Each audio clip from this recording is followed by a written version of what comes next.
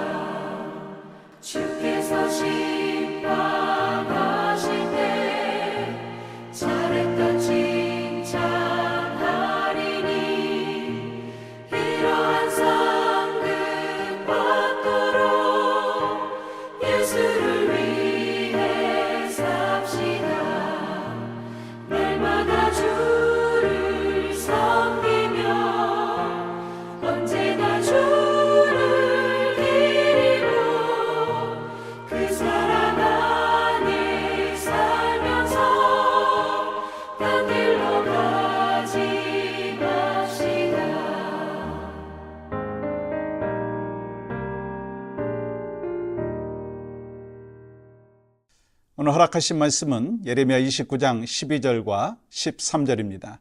너희가 내게 부르짖으며 내게 와서 기도하면 내가 너희들의 기도를 들을 것이요 너희가 온 마음으로 나를 구하면 나를 찾을 것이요 나를 만나리라. 아멘. 우리 하나님께서는 위기의 상황 속에 있는 당신의 백성들에게 평안과 희망을 약속하여 주셨어요. 어저께 나눈 그 말씀 속에서 우리가 깨닫지 않습니까? 기도를 할 때 평안과 소망을 주신다는 거예요. 그렇다면 우리가 어떻게 평안과 희망을 누리며 살 수 있는가 하는 거예요. 오늘 본문 다시 한번 읽어볼 때 12절은 이렇게 기록하죠. 너희가 내게 부르짖으며 내게 와서 기도하면 내가 너희들의 기도를 들을 것이요 13절 너희가 온 마음으로 나를 구하면 나를 찾을 것이요 나를 만나리라. 하나님께서는 너희가 기도하면 내가 들을 것이요 너희가 구하면 나를 만나리라. 어떻게 하나님 만날 수 있나요? 기도할 때 만날 수 있다는 거예요. 기도로 하나님을 만난 사람은 하나님의 뜻을 알고 하나님의 인도하심을 체험하게 되는 거예요. 그런 의미에서 솔로몬은 기도를 통해서 하나님을 만난 사람입니다. 솔로몬이 왕이 되었을 때 그는 이스라엘 백성들의 여론들로 인해서 고민하게 돼요. 가장 큰 고민은요, 그가 넷째 아들이었음에도 불구하고 왕이 된 거예요. 그것으로 인해서 솔로몬은 이 왕권을 더 강력하게 하고자 했습니다. 여러분, 이런 상황 속에서 솔로몬은 어떤 기도를 하는 줄 아십니까? 열왕기상 3장 9절 보십시오. 누가 주의 이 많은 백성을 재판할 수 있사오리까? 듣는 마음을 종에게 주사 주의 백성을 재판하여 선악을 분별하게 하옵소서. 솔로몬은 위기 상황 속에서도 왕권을 견고하게 해달라고 기도하지 아니하고 백성을 재판할 때 백성들의 소리를 들을 수 있는 듣는 마음을 달라고 기도했어요. 다시 말하면 솔로몬은 이스라엘 백성들의 소리를 귀가 아니라 마음으로 듣기를 원했다는 거예요. 이때 하나님께서 어떻게 응답하십니까? 10절 보십시오. 솔로몬이 이것을 구하매 그 말씀이 주의 마음에 든지라. 이 솔로몬의 기도가 하나님의 마음에 들었다는 거예요. 솔로몬의 생각이 하나님의 생각과 일치했다는 거예요. 바로 그 자리에서 하나님께서 응답하시죠. 12절 보세요. 내가 내 말대로 하여 내게 지혜롭고 청명한 마음을 주노니 내 앞에서도 너와 같은 자가 없었거니와 내 뒤에도 너와 같은 자가 일어남이 없으리라. 그가 구한 것을 어떻게 100% 응답하셔서 지혜와 청명한 마음을 주시겠다는 거예요. 그리고 거기서 끝나지 아니하고 보너스를 주시겠다고 약속하시는데 여러분 13절 보실까요? 내가 또 내게 구하지 아니한 부귀와 영광도 내게 주노니 내 평생의 왕들 중에 너와 같은 자가 없을 것이니라. 솔로몬이 구하지 않은 부귀와 영화도 줄 것이라고 말씀하십니다. 그렇습니다. 기도를 통해서 하나님 만나면 20% 아니 200%의 응답을 주신다는 거예요. 하나님께서는 이 바벨론의 포로라고 하는 위기 속에서도 반드시 해야 할 일이 있다고 말씀하십니다. 그거는요, 기도하는 것이고 구하는 것이고 찾고 두드리는 그런 것이었습니다. 그렇게 할 때 어떻게 하십니까? 14절 보세요. 이것은 여호와의 말씀이니라.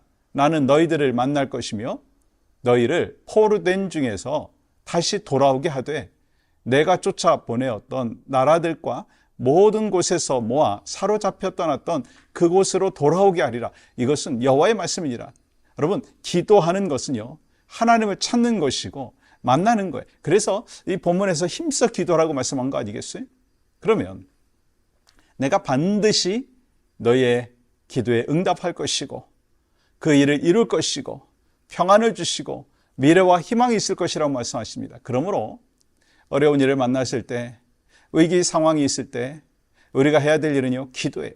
그리고 하나님을 찾고 만나는 것, 그것이 반드시 해야 될 일인 거예요. 13살 때 아버지가 병으로 돌아가신 어느 중학생이 있었어요. 6.25 사변이 끝나고 가장 힘들고 어려울 때 서울로 전학을 왔습니다. 운동장에서 놀던 아이들이 축구를 하다가 그 공이 그 아이의 얼굴에 맞은 거예요. 그리고 눈이 심하게 다쳤고 그로 인해서 두 눈을 볼 수 없게 되었습니다. 기가 막힌 일이죠. 홀어머니는 아들이 두 눈을 잃은 것에 대한 충격으로 뇌졸중으로 돌아가십니다. 어머니가 돌아가신 지 1년 4개월 만에 눈먼 동생을 보살피면서 살림을 챙기던 18살 누나도 과로로 쓰러져 죽게 되었어요. 여러분, 불과 이 4년이라고 하는 짧은 세월 동안에 부모와 누나와 시력을 모두 잃어버렸어요. 어린 두 동생을 껴안고 절망에 몸부림치면서 울어야 했습니다. 주변에 있는 어떤 사람은 예수님 믿었기 때문에 재앙이 닥쳤다, 그렇게 이야기하는 사람도 있었습니다. 여러분, 이러한 인생의 불행, 위기가 어디에 있습니까?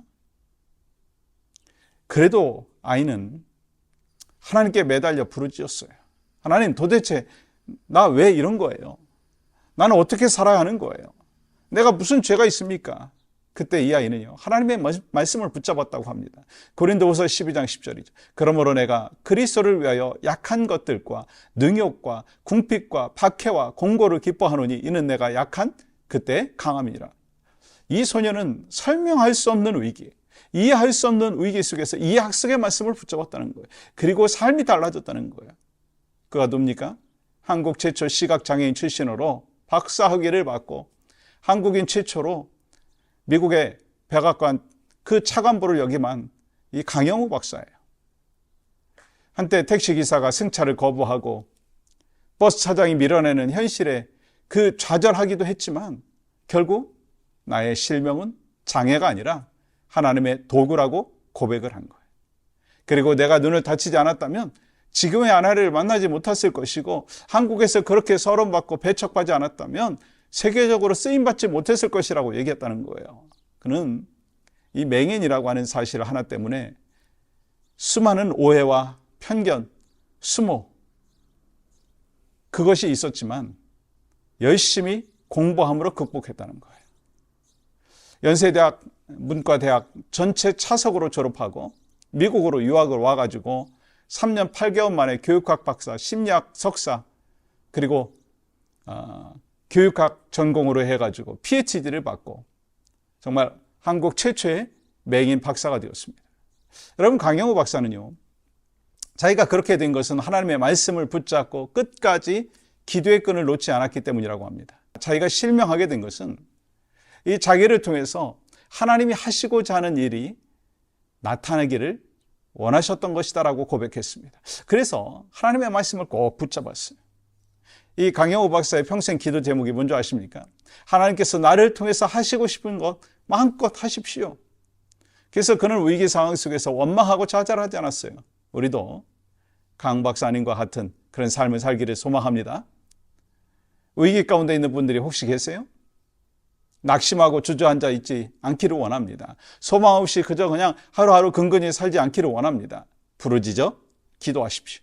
그러면 하나님께서 기도하는 그에게 찾아오시고 만나주실 거예요. 그리고 삶의 위기를 기회로 바꿔 주실 줄 믿습니다. 그 사실을 우리가 분명히 믿고 확신하며 나가기를 원합니다. 어제와 오늘 우리가 위기 상황 속에서 뭐 해야 되는지 같이 나누었죠. 여러분, 지금은 위기 상황입니다.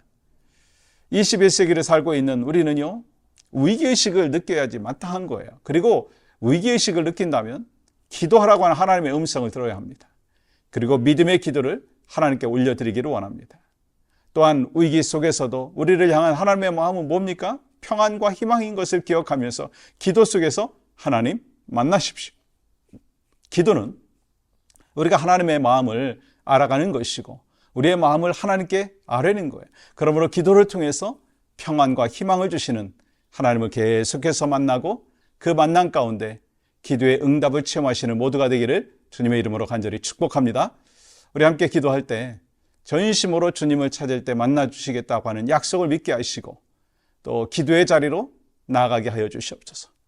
또한 우리의 위기를 기회로 바꾸시는 하나님을 신뢰하며 평안과 희망을 주시는 주님을 의지하고 또 주님의 응답을 기다리게 하여 주시옵소서. 함께 기도합니다. 하나님, 기도하면 하나님이 주시는 평안과 희망이 있습니다. 기도하면 하나님 만나게 됩니다.